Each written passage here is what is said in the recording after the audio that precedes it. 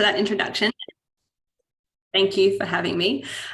Before I begin, I'd like to acknowledge the traditional owners of the land I'm coming from today, which is the Gadigal people of the Eora Nation, and pay my respects to elders past and present, and acknowledge sovereignty never ceded. Okay, so as they mentioned, my name is Jade Maloney. I'm one of the partners at ARTD Consultants. Probably never heard of that, and people ask what it stands for. It stands for Applied Research, Training and Development. The company's been around for about 30 years and mostly does work in evaluation with governments and not-for-profits. I fell into evaluation at ARTD about 15 years ago from studies in social policy and journalism and a brief stint in publishing. And so I'm going to talk to you a little bit about how I've come to do most of my work working with people with lived experience, mostly lived experience of disability or mental ill health or suicidality in evaluation. So I've got some slides to share, but you can stop me as we go through, and I've got time for questions as well. However you prefer, we can do it at the end or as we go.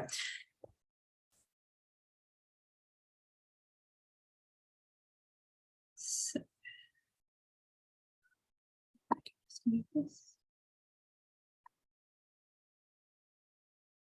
can everyone see that okay? Okay. So when I fell into evaluation, I liked it more than the kind of ethics of some people in journalism about how you get stories and why you get stories and what you do with them. But I felt pretty uncomfortable about making value judgments.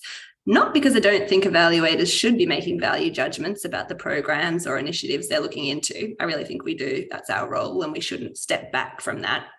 And not because I didn't have confidence in our approaches or methods. They were sound, and we talked, to the people who are intended to benefit from the programs. But essentially, I was a 20-something writing those value judgments in a CBD office, often about programs for people who are in regional and remote areas in Australia, or people from really very different life circumstances to my own. And when I started in evaluation, there was a strong focus on this concept of the evaluator is independent, objective, outsider. And I think there still is in some circles. I don't want to get too much into that debate, but I think it's important context for why I'm going to talk about the role of lived experience in evaluation. I don't really buy into that idea that evaluation is neutral. There's decisions that are made about methods and what counts as evidence that come from a particular worldview and generally from a position of power. So I kind of think about it like Donna Mertens does, and her view from how evaluation should be transformational.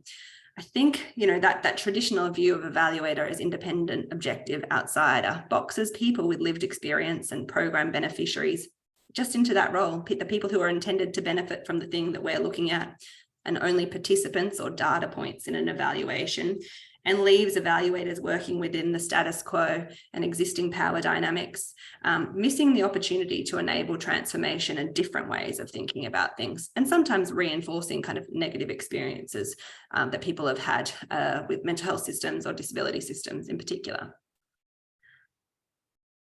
I kind of think you can do this work well, even when you have a stake in it. And there's a quote that I like from Michael Patton that I think is channeling Bob Stake, actually, that evaluators don't have to pretend neutrality about the problems that policymakers or innovators are attacking in order to do fair, balanced and neutral evaluations of their programs. Just because you got a stake in something doesn't mean you can't look at it critically.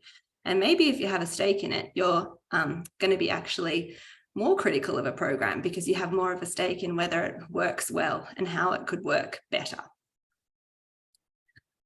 And why was this really important in the context I was working in? Because in disability, the sector that I worked most in, there's a real importance of centering the work, centering people with lived experience of disability. We have an ethical obligation to work with reference to the United Nations Convention on the Rights of People with Disability, which sets out principles including respect for inherent dignity, autonomy, including the freedom to make decisions and have choices, and for full and effective participation and inclusion in society. So we need to work within that framework as evaluators, as well as program designers and policymakers. And for too long, historically, people with disability haven't been treated as experts in their own lives, resulting in initiatives that at best didn't serve them well, and at worst were harmful. And as I came to work in disability, this was starting to shift. There was a real movement to the philosophy of nothing about us without us. That's really a hard one through the disability rights movement. And the same is applied as I've worked more in mental health and suicide prevention. So I did realize, though, that there was more to evaluation than me making a value judgment sitting in my office in the CBD by myself. There were other approaches that I could think about, like collaborative or participatory or empowerment approaches. But the more I learned about these, sometimes I thought they're not quite right for what I was trying to do either. So collaborative isn't necessarily all that collaborative and doesn't necessarily extend to the end users or beneficiaries of a program, including people with lived experience. And the empowerment evaluation mode is not always appropriate either. Sometimes you need a level of independence for a particular evaluation. Sometimes the people involved in the program don't have the time or the inclination to take on that role themselves. And even in that empowerment mode, it's not necessarily the people with lived experience whose views and values are being centered in the evaluation as well. So I was kind of looking for something else, a different way to approach what we were doing. And while I myself have lived experience of mental ill health, I didn't feel comfortable saying that when I first started in this work, just because of that view of evaluated needing to be that independent outsider. And even once I became comfortable with saying that, I realized it's not really my role to be bringing that perspective to the evaluation. Because I work for a consultancy firm, my client isn't paying me in that capacity, they're paying me in the capacity of evaluator. Also, I haven't done the work to bring that lived experience perspective to evaluation. So we started to think about ways we could engage people with lived experience in contributing more meaningfully to the evaluations that we were doing. And we've done this with people with autism, people with dementia, people with mental health issues, people with intellectual disability, people experiencing suicidality across many different locations now. So we've put together a framework to help learn from our experience based on what's worked and what didn't work so well and what's important to making this happen. So I'm going to step you through that now, and then I'll talk about some examples to make it a bit more practical as well. So we think it's important to think about all of the phases in the work. So the first step is kind of selection, identification, recruitment of people with lived experience to work with you alongside your team in evaluation. And what's really clear here is to define that role. So to develop clear position descriptions of what kind of lived experience is required for that role, and setting out clear expectations of the skills that someone needs to have to fulfill that role and what you'll be able to provide. So often we don't need someone to have research or evaluation expertise. That's not what we're asking them to bring to the table. We can help capacity build so that they can contribute in a meaningful way to the evaluation that need to come with those skills. So we don't necessarily ask for people who can do interview skills or program logics or any of that. That's something that we bring. And what we're looking for is people who have reflected on their own lived experience and are able to contribute from that perspective, but not just centering only on their own individual experience. They're thinking about what this program looks like for other people and what might be important to others with lived experience. Then we think about recruiting people. So we now have a big network of lived experience researchers, but we didn't when we started. When you're starting out, sourcing them through the client or other organization that you're working with can be helpful. Sometimes they've got consumer advisory groups, or there might be participants who've been through the program in the past that could be relevant. There can be peak bodies for mental health or disability that you might be able to work with. The other question that we have around recruiting is, what's the most appropriate method to recruit people? Because sometimes an interview is not really the thing to work out whether this person is going to be fit for the role. That's not necessarily the skills that they need to have, and it might not be most accessible, for example, for an autistic person. So have to think about how we recruit. The other thing that we try and do is involve another person with lived experience in that selection process, because that often makes the other person feel more at ease and comfortable sharing things with us. And we're really aiming for multiple lived experience evaluators on a team wherever possible, because this contributes to their sense of feeling comfortable, feeling valued, but it also enables people to step in and out of the role during the course of a project. Because when you're working with people with mental health conditions, it's a journey and there might be ups and downs and people need to take time out, and that might not align perfectly with when there are things happening in the evaluation. So if you've got multiple members on your team, people are able to make those choices. We're also looking for diversity too, because not everyone with a lived experience view has the same view as everybody else. So we're looking for diversity in terms of demographics, but also experience. In mental health, we look for both consumer and carer perspectives, because often they can be very different, and it's important that we hear those voices. Then we get to induction and onboarding. And we have to think about this often. So our lived experience researchers are working on individual projects, but we can't just rush induction. You have to make sure that people, you're spending that time up front to get people on board, understand what their role is, manage expectations, because we know from the lived experience researchers that have worked with us, that transparency and clarity is really important. And when things are unclear is the most difficult for them to sort of make a meaningful contribution.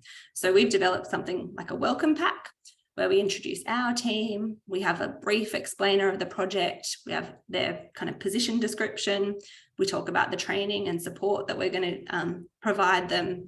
We make clear the time commitments for the project. We make clear that how much they're going to be paid and how that payment process works. And we give them some key contacts within the project team, but also administratively in our organisation.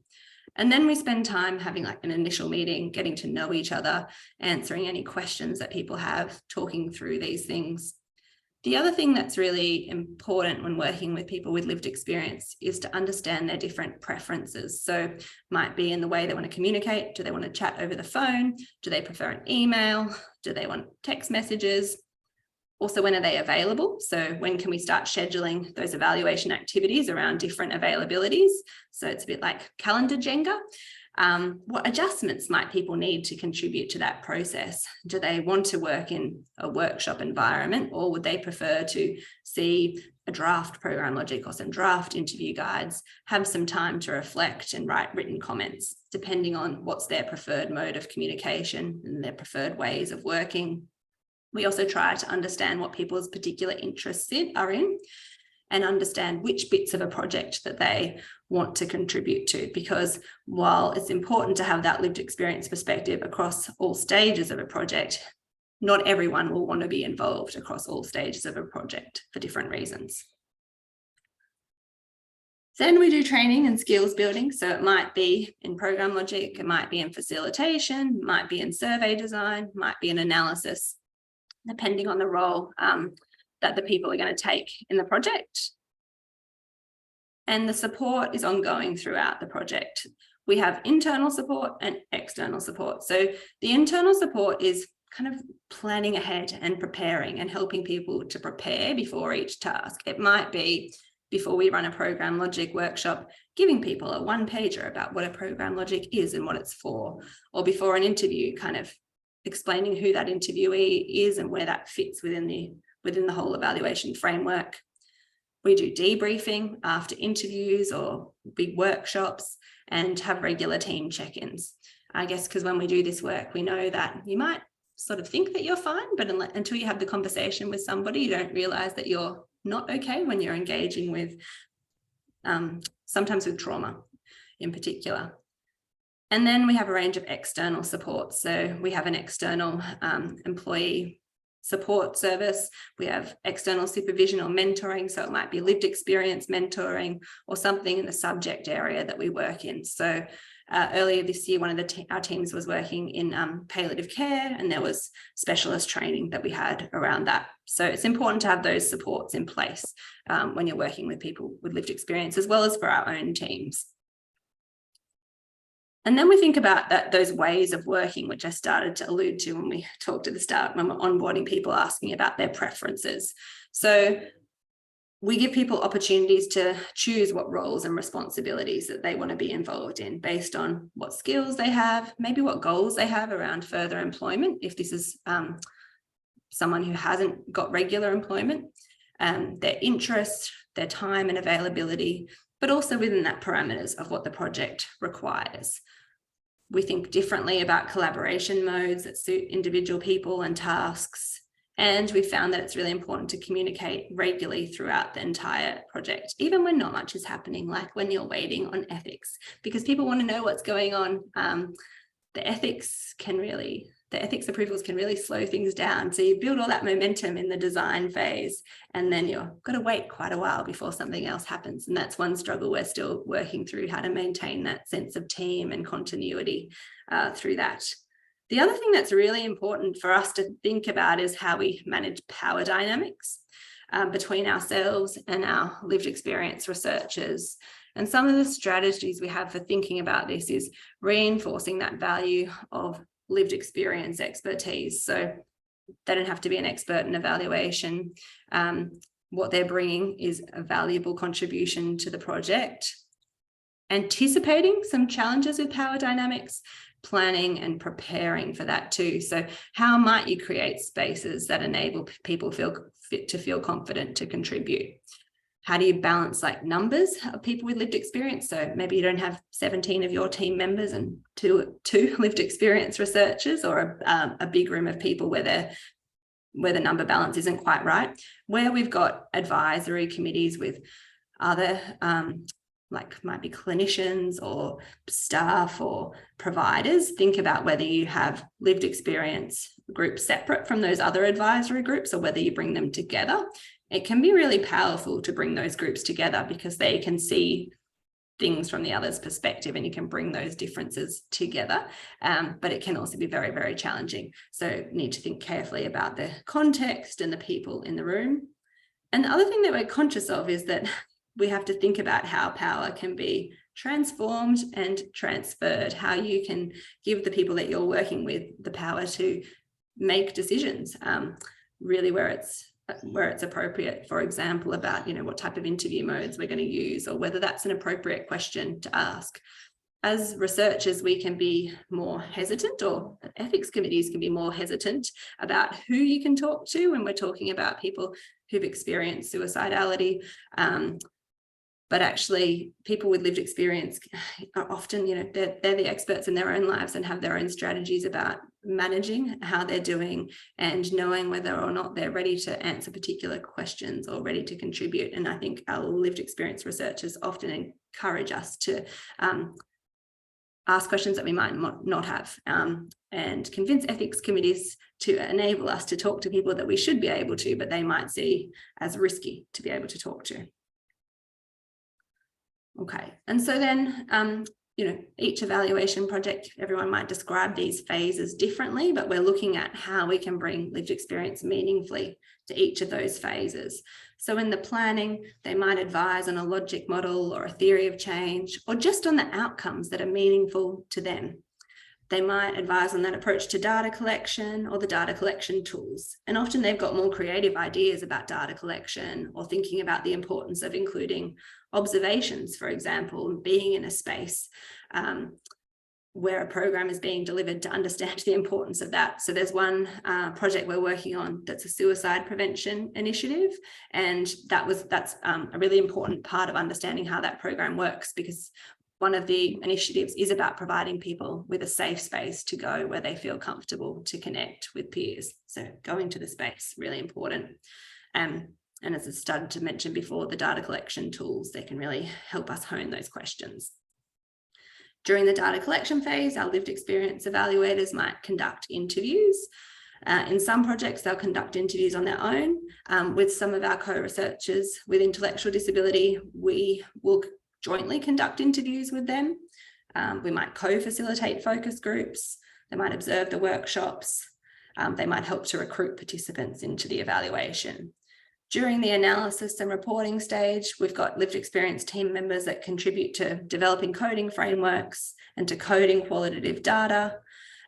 There might be contributors to report making, report writing, but more often it's more participating in sense-making meetings, understanding the patterns that we're seeing in the data in context and what might be some of the reasons for the things that we're seeing. Then we've got to close the project, and as part of our good practice, we try to gather feedback from those lived experience researchers about what worked, what didn't work, what can we do better next time, and thinking about opportunities to continue engaging them in further projects. I think that maybe there's a question. Young people with lived experience. We are currently working with some young researchers in suicide prevention context, not as young as 8. I think all of our co-researchers have been at least 18. We've also worked with some young autistic people for another program. Generally, when we're working with young people, the main adaptation, I would say, is just being more flexible and thinking differently about our communication modes. And yeah, recognizing that their availability might change quite a lot depending on what's happening in their lives.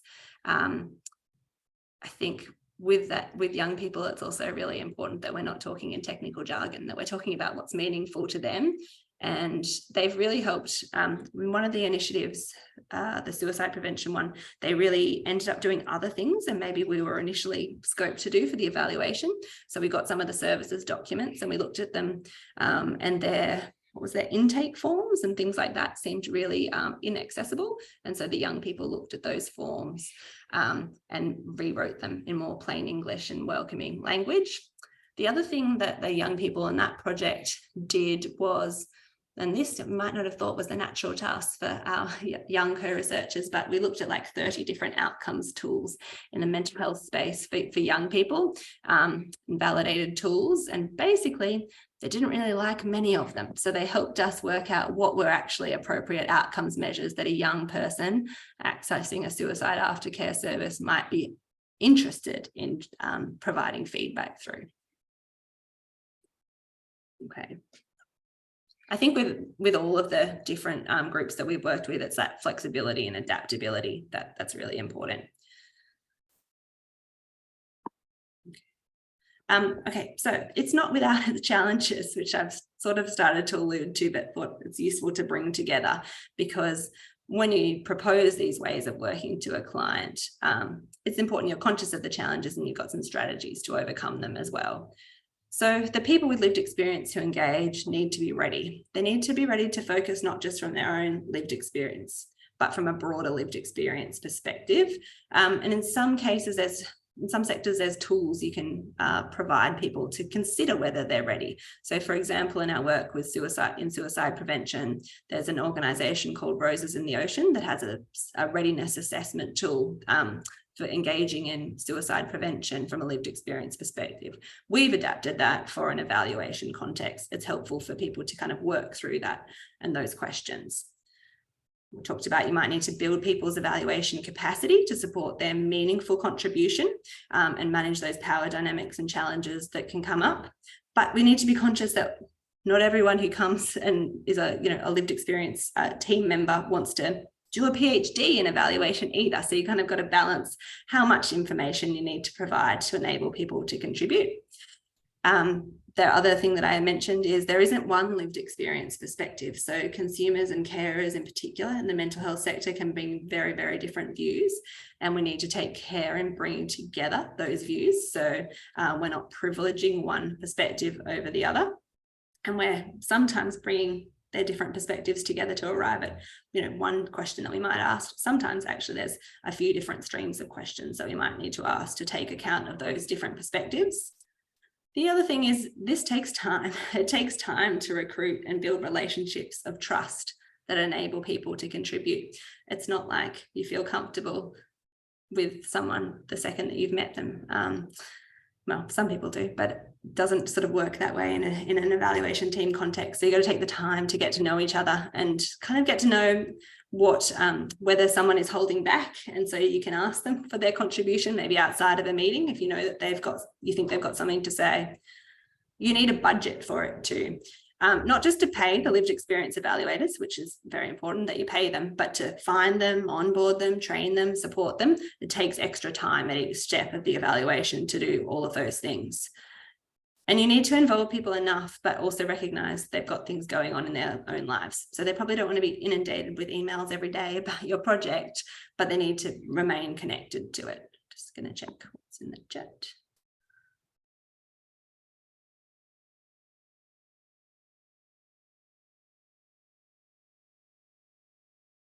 Okay, how much, so the capacity of a project team to incorporate lived experience. So how much time, how many personnel, and so I think it depends on the size of the project. And I've got a few different examples later on about how you can do things like this at different scales, depending on your project budget and your team size.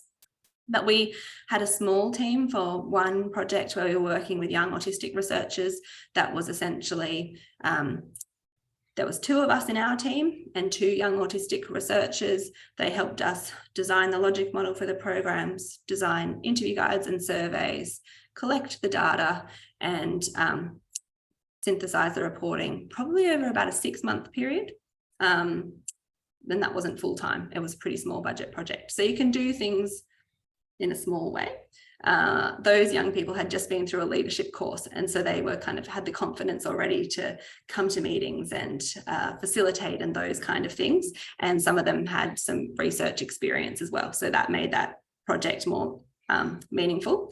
With the suicide prevention projects that I've been talking about, one of them is 3 years, and it probably took us several months to onboard 12 lived experience researchers. And each of them are allocated to different initiatives. And there's one of our team members whose role it is to regularly communicate with the lived experience researchers. We generally bring all of our team members to those joint sort of training and support meetings with the lived experience researchers, because often we're breaking up into small breakout groups of like a couple of people, so that we are getting the most sort of meaningful input from the lived experience researchers. So it kind of depends on the context and the sector.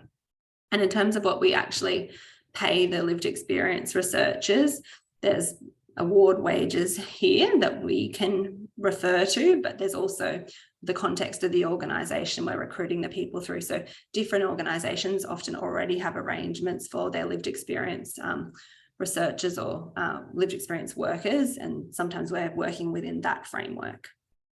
So hopefully that answers your question a little bit. I think the other thing is it's not just like the time, but it's the attitudes. And I'll hold the answer to that question, like what you need as evaluators to be prepared to do this work, because I've got one slide coming up about that. So the strategies to overcome the challenges, and these we've drawn from our team's experience of what worked, but also some reflections of our lived experience evaluators too.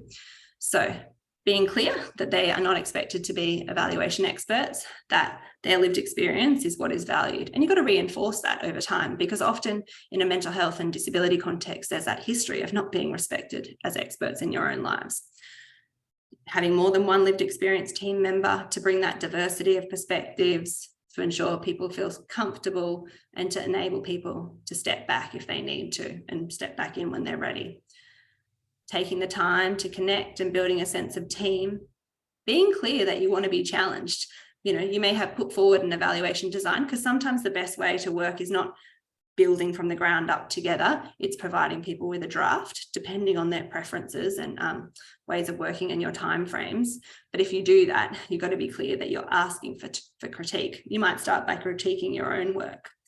But you've also got to be transparent about your constraints. And this is what we've seen when we're evaluating co-designed initiatives. And we don't want to get ourselves into the same trouble that we see in some of those co-design spaces, where some people see and understand a co-design approach to be very different things. For some people, it means like, look at the problem and come up with a blue sky solution. And for other people, it just means, well, you can kind of collaborate.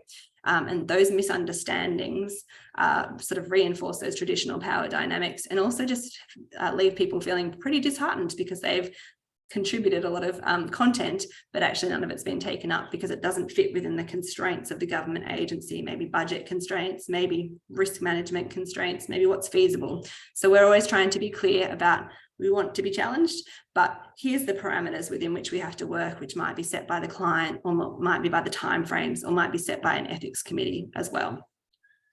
The other thing is to plan and prepare so people don't feel put on the spot. Not everyone's going to be able to think on their feet really, really fast or want to, and you might not get the best contributions that way. People often want to know what's going to happen ahead of time, and it's been really important with particular groups of participants. So like for our co-researchers at the moment with intellectual disability, planning and scheduling ahead of time and providing preparation ahead of doing each interview has been really important. Enabling people to choose what they're involved in is really important too, because you might feel very comfortable and ready to contribute to talking about the outcomes a program should be focusing on, what an evaluation should be looking at, how a program might work, but you might feel very uncomfortable to be doing interviews with clients of that program. Or it might be the other way around. And unless you ask, you don't know. Being flexible and adapting, as we were talking about before, is really important. And that means like adapting our regular ways of working, but also, starting to change your plan for the evaluation if that's what the contribution of the lived experience researchers suggest you should do to better engage with people, and keeping in that regular communication. So what does this require of the people with different roles? For evaluators, I think the first thing is you got to care. You got to care enough to do this kind of work, but you've also got to have in place self-care strategies and boundaries too, so that you're not burning out or taking on too much. And you've got to recognize maybe if some of your team members need other support than what you can provide, because we're not counsellors or any of those things. You've got to have the facilitation skills to build trust and psychological safety, to think about those power dynamics in the room, who sits where, who talks when, who's in control, how decisions get made. Otherwise, you're reinforcing those existing power dynamics. You've got to be explicit and clear. You've got to plan ahead. You've got to translate your jargon. So instead of talking about outcomes matrices and indicators, talking about what meaningful changes people want to see, the translation that you use might depend on the context you're working in. And you've got to be really open to learning from that lived experience and open to changing your practice, as we have along the way. For the lived experience evaluators, got to have reflected on their own experience, feel ready to engage with others with similar lived experience, and have strategies in place to support their own well-being. Because while we provide support and debrief strategies, someone's got to have their own strategies in place too. But still recognize that even with all of that in place, something might happen in a project that triggers you in a way that you need to step back, and that's fine. For commissioners of evaluation, they really have to walk the talk of valuing lived experience, because this is going to challenge maybe their timelines for their project, their budgets, their ways of thinking about things. They've got to build in some time. So sometimes clients have asked us to do this kind of work, and one of them most recently with maybe a 2-month time frame for the entire thing, and it was a big national initiative with lots of stakeholders, lots of qualitative data collection. It wasn't going to be feasible to bring on board lived experience team members in that time frame, and that client was true to their word and gave us 4 months instead of 2 months, which made all of those things feasible.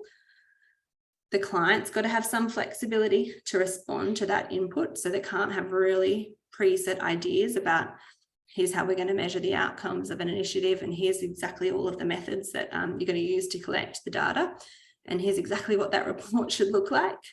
And they've got to be really careful that don't be claiming to do co-design if they're not doing co-design in practice. Any questions about those?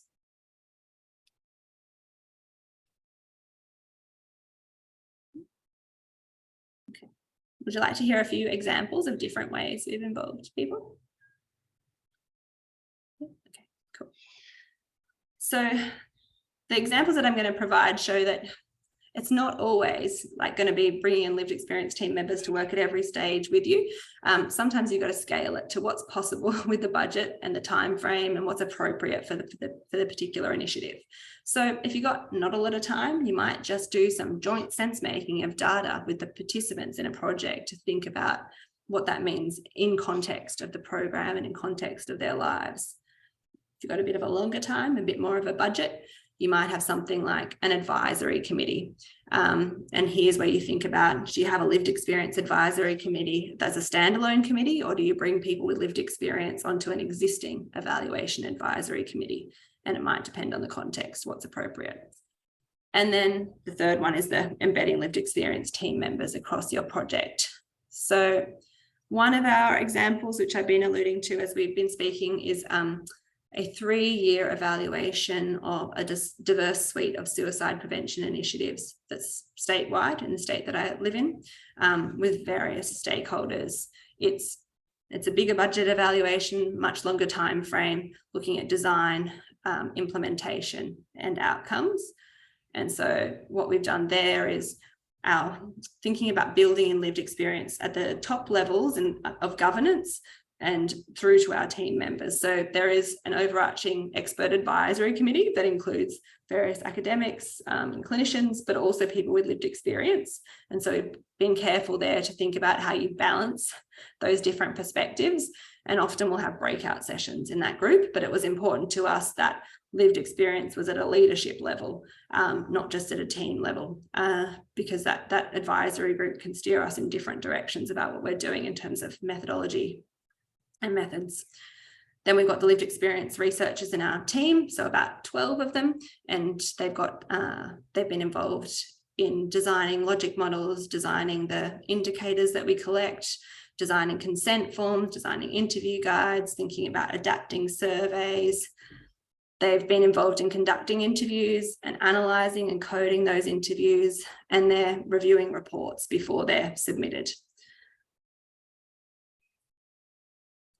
Then there's another big 3-year national initiative that I worked on that's for dementia-friendly communities. This was a program to support those communities through an online hub of resources, some community awareness raising, and grants that got given to about 20 different communities to do local community development projects with people with dementia about making their communities more inclusive. It has a national reach with various stakeholders. So for this project, similarly, we built an overarching advisory group. Here, though, there was a steering committee that had a mix of people with lived experience and staff, and then a separate advisory committee of just people with lived experience of dementia and their carers. They helped design what we were going to measure through the evaluation and what we were going to focus on.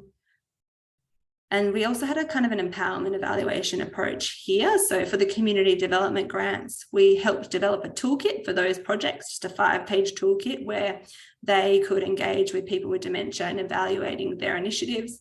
And we ran some reflective practice discussion sessions to build their capability to engage with people with dementia and reflect on their success.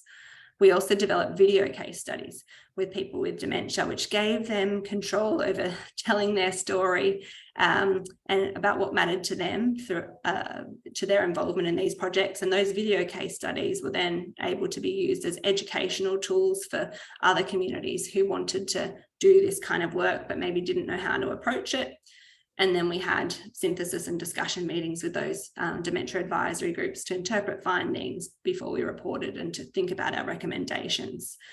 We had to be careful here to think about, fatigue, sending clear information and reminders, thinking about the way we formatted and structured workshops that were going to work for people with dementia and people with different kinds of dementia as well.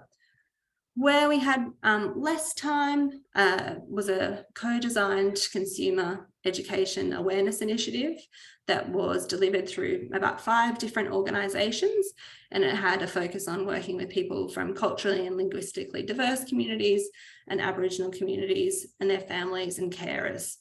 So here there were a couple of the organisations that already had engaged some lived experience researchers in other roles. So we employed 3 of them to work alongside our team. They had not been involved in the initial design of the evaluation because it was a second phase project and there was already an evaluation framework set up that we were just implementing.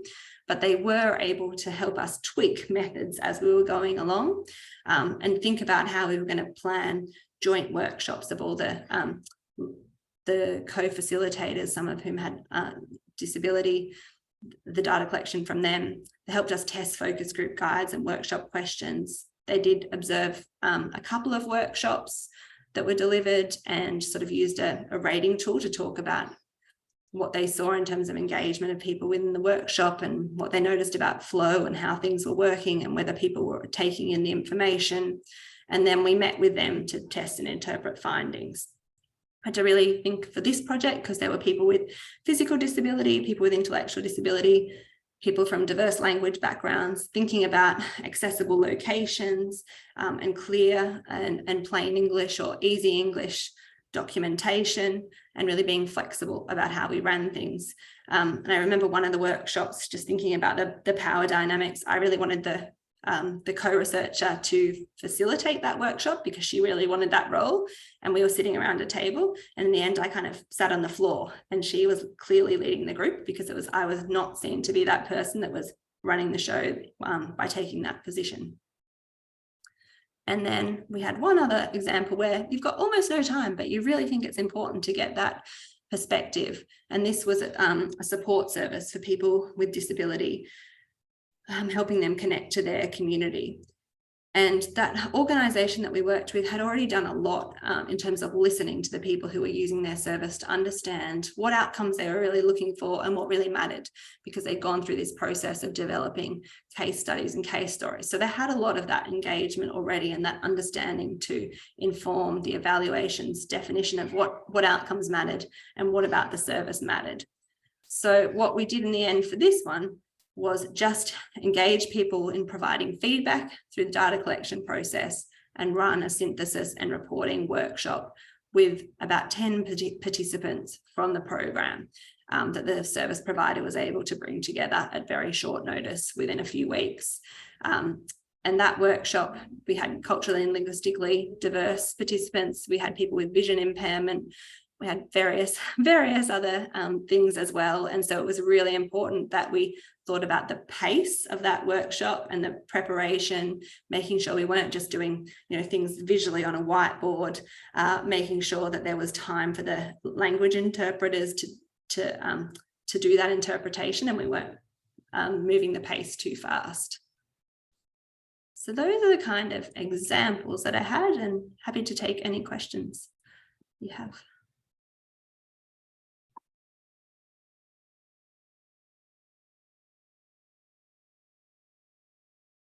Tell her who you are. Hi, I just missed a point where you were talking about suicide prevention when you were talking about how to incorporate the lived experiences at leadership level, and we're talking about suicide prevention here. So it's a little bit like I didn't understand how you managed to do that. If you can clarify that more, thank you. Do you mean like how we found people to participate? Yes, and how did you manage to make the leaders participate in that? Like, how did they manage to accept? You know what I mean? Like, it's at a leadership level. I don't think that they will be capable and having time to participate in those kind of level of discussions. Okay, so we have a major reform context that's happening in Australia where government is kind of committed to engaging people with lived experience at all levels of the organisation and valuing that perspective. So our client was very supportive of us taking this approach. And when I say leadership, it's the governance committee that we've set up for the evaluation. So it has our clients who are senior representatives in their organisations. We've got academics and other advisors, and then lived experience advisors too. Some of those are people with lived experience who also have academic roles. And so we've been able to bring that group together, and they advise on the design and methodology for the evaluation. How did you manage to bring people with lived experiences to participate in that? Like, were you able to just do a survey or questions, or you communicated with certain people that you know that they had these kind of experiences? Yeah, so we found this project fortunately comes on the back of like 5 years of other projects, and now we have a bigger network and way of finding those people who are comfortable to contribute. But sometimes the organisations we work with can suggest people to participate in those kind of governance committees as well. So often, like in the disability sector, they've got the organisations that we'd work with have people with disability on their boards, for example, and so they might contribute to an advisory committee.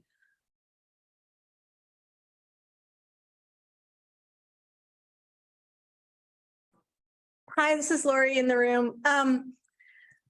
Can you give examples or a range of like the typical time commitment for when you recruit people, the lived experience researchers? I mean, you gave the duration, like it could be 4 months or 6 months, but like on a weekly basis, what's the typical time commitment? So you mean to recruit and onboard people, or what time commitment? When basically you're hiring them to do a job, and so like how many hours a week or something? So it will depend on the scale of the project, and so if like for a really short-term project, there might be a time commitment every week of doing interviews.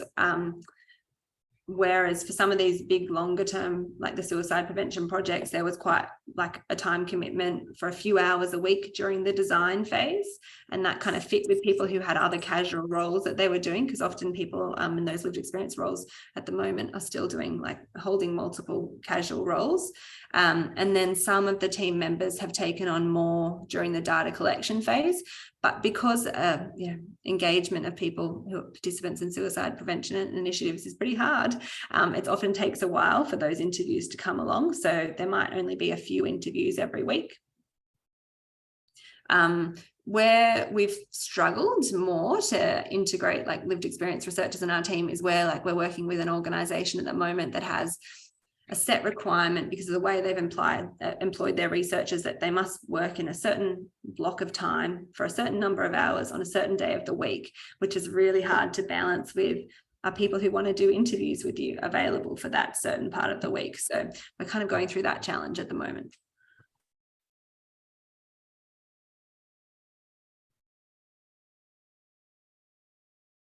So generally it's not a major time commitment every week. For a shorter term thing, it will be something every week. For longer term, there might not be anything for a while. So for the suicide prevention one, for example, it may be taken 12 months to get ethics approval. So there was work during the design phase and then work picked up again once we had ethics approval.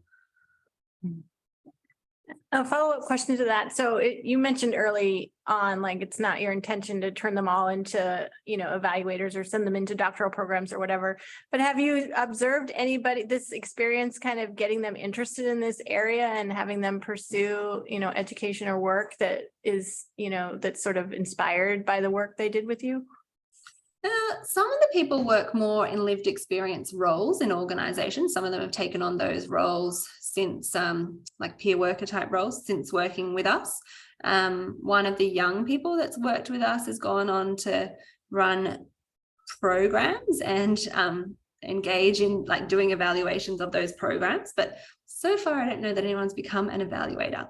I do have a bit of an agenda to try and diversify the evaluation profession as well, but maybe this can contribute to that. But I know that there's value even if people do not go on to become evaluators, that their contribution they're making to these projects and maybe the things that they think about in other roles that they have, or bringing that evaluative thinking to other roles they have as well.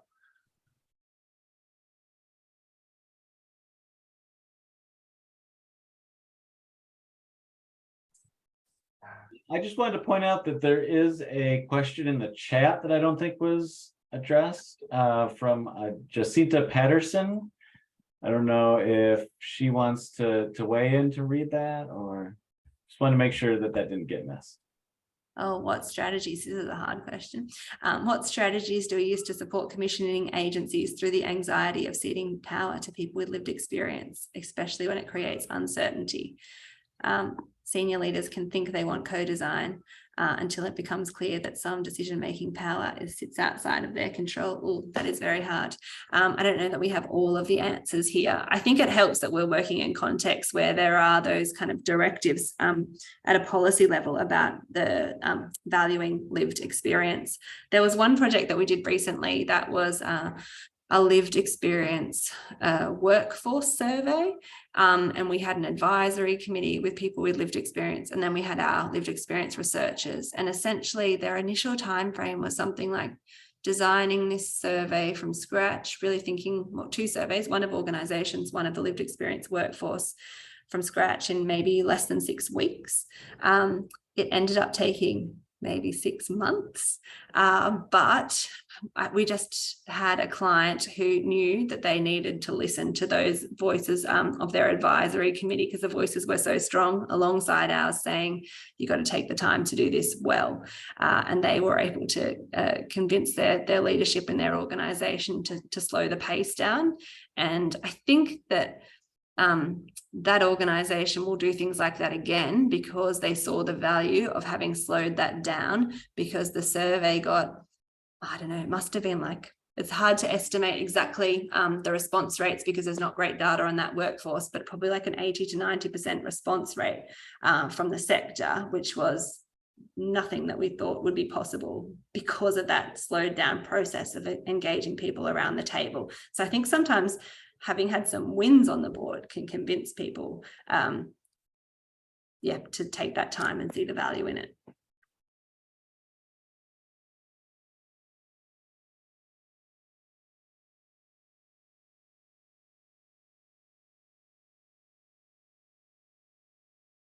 And maybe we're just working with organizations that have already bought somewhat into that agenda too.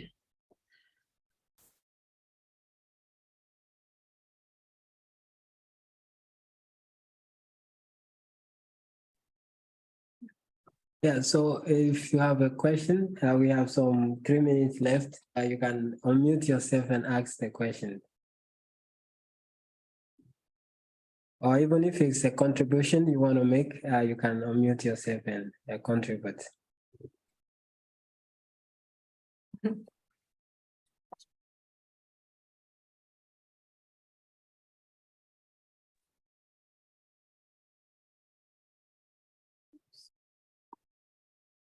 I have a question. Kind of following up on conversation now, have you ever had a situation where you've actually had to leave an evaluation because the commissioners really wouldn't cede that power to the lived experience, or sufficiently involved lived experience where you thought you just couldn't support this evaluation anymore? I don't think so, but I also think we're careful about which projects that we take on too. So there's another, some colleagues of ours, particularly like work with Aboriginal communities in Australia. Like sometimes we're asked to do things that, you know, it's clear that the commissioner of that evaluation is not going to leave you the time to talk to the communities that you need to talk to. And so we just have refused to do those evaluations rather than take them on and have to walk away. There was an evaluation that we negotiated pretty strongly on last year because they said that they wanted that lived experience researchers, but their timeframes were not going to enable actual meaningful participation. And we probably would have not done that project if they hadn't have changed their timeframes as well. So it's kind of in that upfront negotiation we found more than anything. I guess some of the other things to kind of be conscious of, most of the things that we're doing so far have not been published evaluations too. And maybe there's something in that as well, because you may be happier to hear the warts and all critique if it's behind closed doors, whether you might not be, where it's a published evaluation. So we might have a rub coming up with some of our bigger things that at the end will be published. Interesting. Thank you.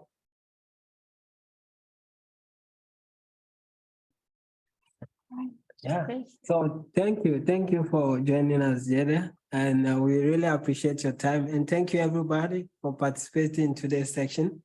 It's evening, so and morning is some other people's time. So take time to register for the next section, which is next week. We'll be joined by Mariam Tando. She'll be joining us from Ghana. She's an an agricultural value chain and market link advisor. She'll be speaking on indigenous African evaluation in the agri sector. So thank you and have a nice evening. Bye-bye. Thanks, everyone. Thank you for joining.